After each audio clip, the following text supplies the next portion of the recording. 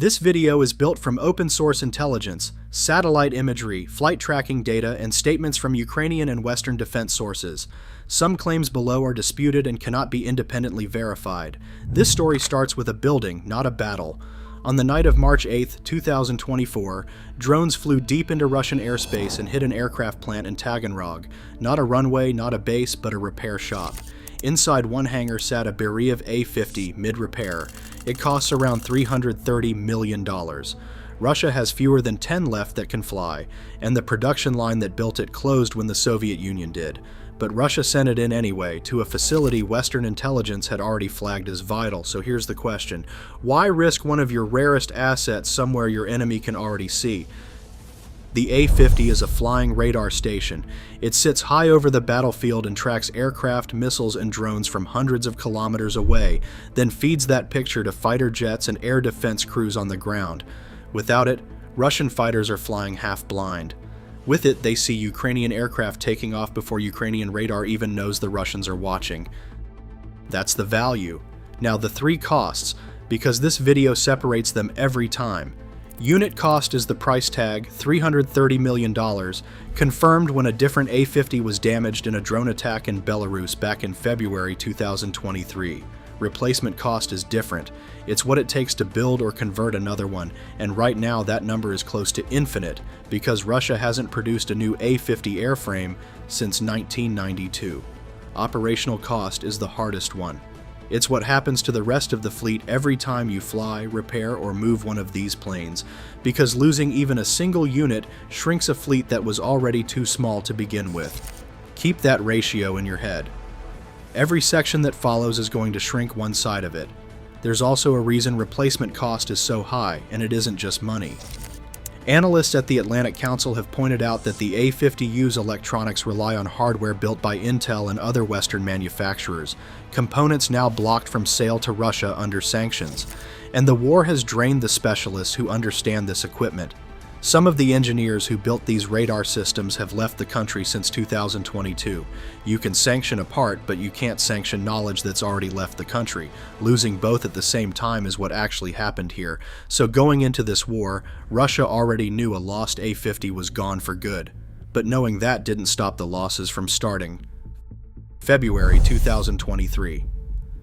Belarusian partisans, working with Ukrainian intelligence, sent a drone into Machulishichi Air Base and struck an A-50U parked on the ground. The plane didn't fall out of the sky. It was hit while sitting still, the same way the Taganrog aircraft would be a year later.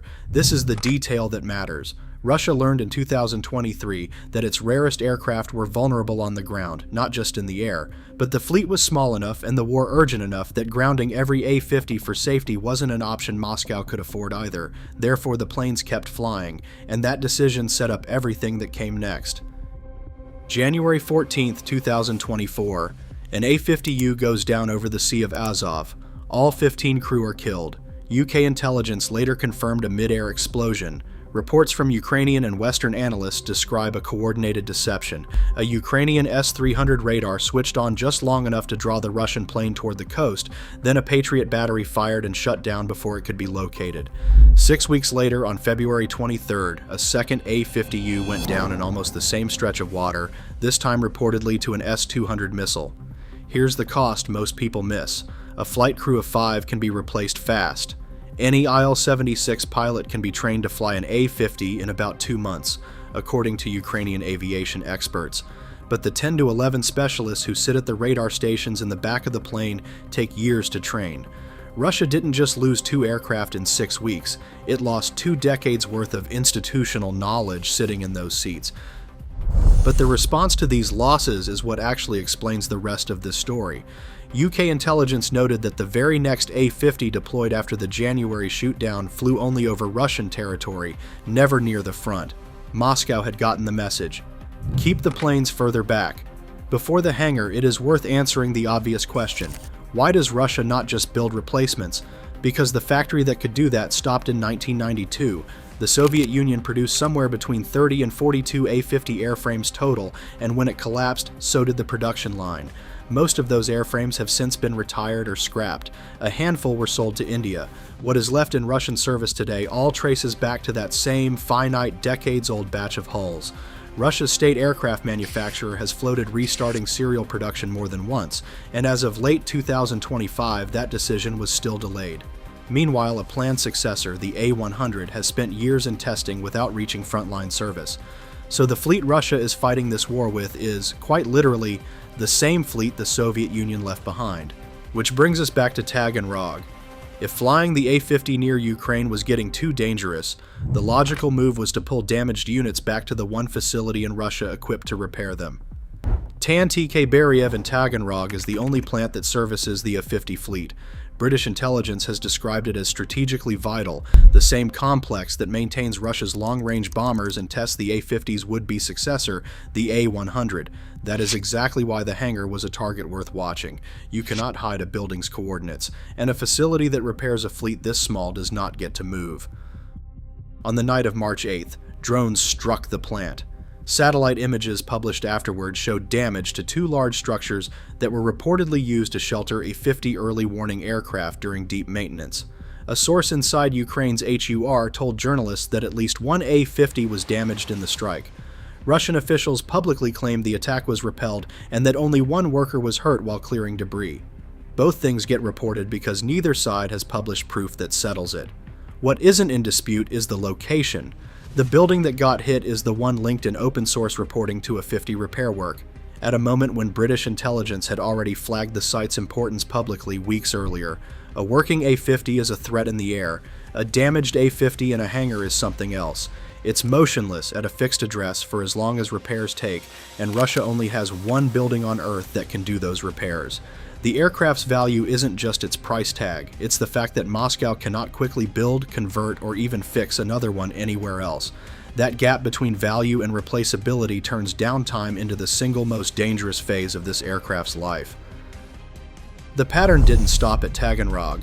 In June 2025, Ukraine ran Operation Spiderweb, a long-range drone campaign that reached deep inside Russian territory, and FPV drones reportedly struck A-50s again at Ivanovo-Severny Air Base, hundreds of kilometers from the front line. The lesson from Machulishchi in 2023 had repeated itself twice more, on a much larger scale. By November 2025, another strike hit the Beriev plant in Taganrog directly, this time destroying the one-of-a-kind A-60 laser testbed aircraft and an A-100 prototype, along with a separate hangar used to upgrade Tu-95 strategic bombers. These weren't spare parts. Some of that hardware had no backup anywhere in the Russian inventory. Beriev's own published financials tell the same story from a different angle. The company went from a $15.4 million profit in 2024 to a $65 million loss in 2025. That's not a rounding error, that's a defense contractor whose core product line is being physically destroyed faster than it can bill for repairs. By most current open source counts, Russia has around 9 A-50 and A-50U airframes left in service, and as few as 4 to 5 considered flight-worthy at any given time. That's the entire early warning fleet for a country fighting a war that depends heavily on air superiority. And here's the detail that closes the loop on this whole story. In May 2026, Russia announced the delivery of what state-linked channels called a new A-50U. Aviation analysts who tracked the tail number found it belonged to airframe RF92957, first modernized back in 2011. Russia's newest early warning aircraft in 2026 is a 14-year-old refurbishment. The price stays the same, the ability to replace it doesn't exist, and every hour one of these aircraft spends grounded, whether for repair, for safety, or for upgrade, is an hour Russia's air picture over Ukraine gets a little thinner. That's why a hangar in Taganrog mattered as much as anything happening in the sky over Ukraine. Russia can absorb the price of one A-50. What it can't do is build its way back to a full fleet. So the next time you hear that Russia has lost another one of these aircraft, the number that matters isn't $330 million. It's zero, as in zero new airframes built since 1992, zero spare production capacity, and no fast way to replace the 10 to 11 radar specialists who spent years training for those seats. If you want to understand how a war can be won or lost by what is sitting still in a hangar, not just what is flying overhead, that is exactly what the next video on screen breaks down.